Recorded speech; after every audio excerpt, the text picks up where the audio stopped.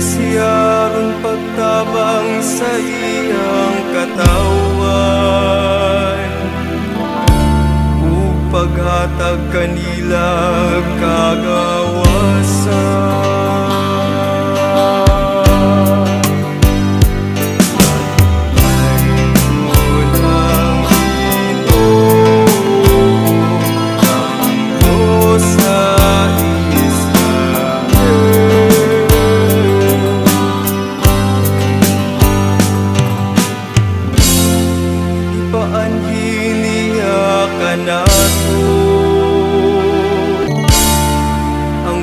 Kagamhanang manluluwas, nga kaliwat sa iyang sulugon, nga si David.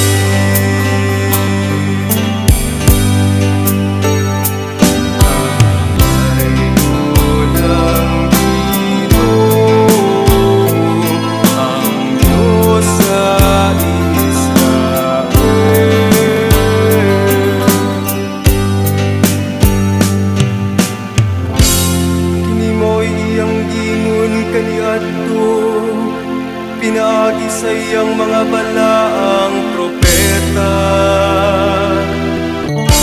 misaad siya sa pagluwas kanato, gikan sa atong mga kaaway, gikan sa gahom ni atong tanan, nga nagdungod kanato.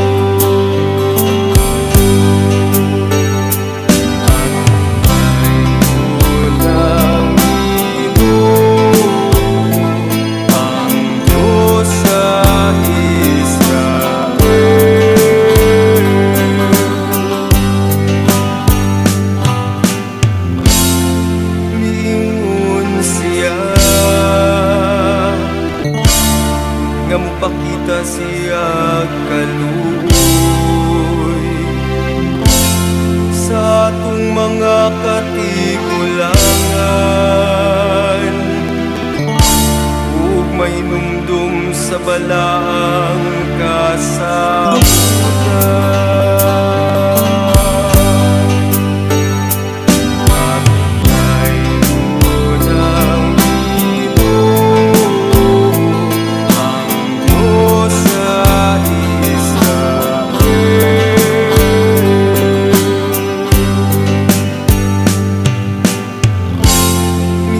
Siya sa atong amahan nga si Abraham, ug nanumpa nga iya kitang luwason gikan sa atong mga kaaway, ug mitugot kanato nga magalagad kaniya sa walay kahadlok,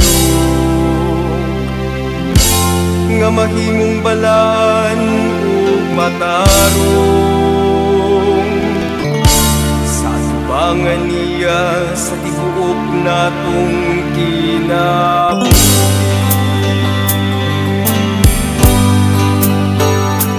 Antay mo ng Ginoo, ang Diyos sa Israel.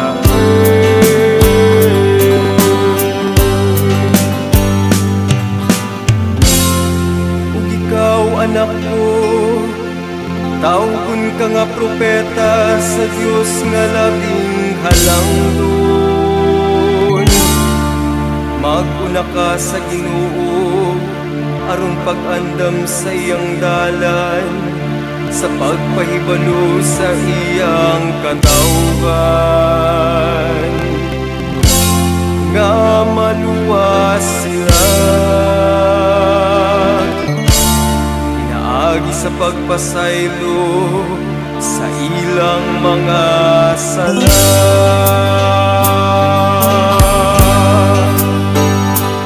Antay mo ng Ginoo, ang Diyos sa Israel.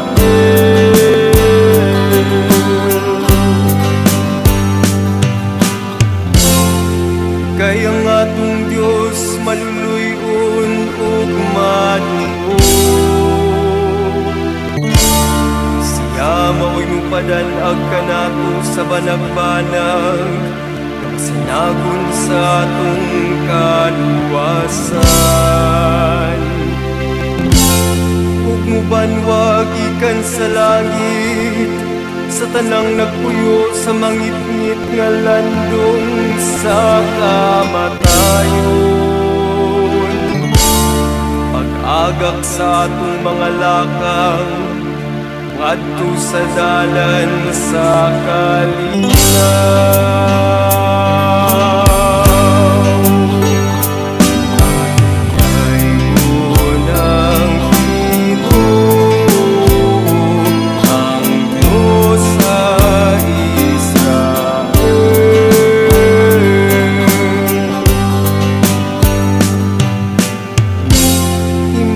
Samahan ug sa Anak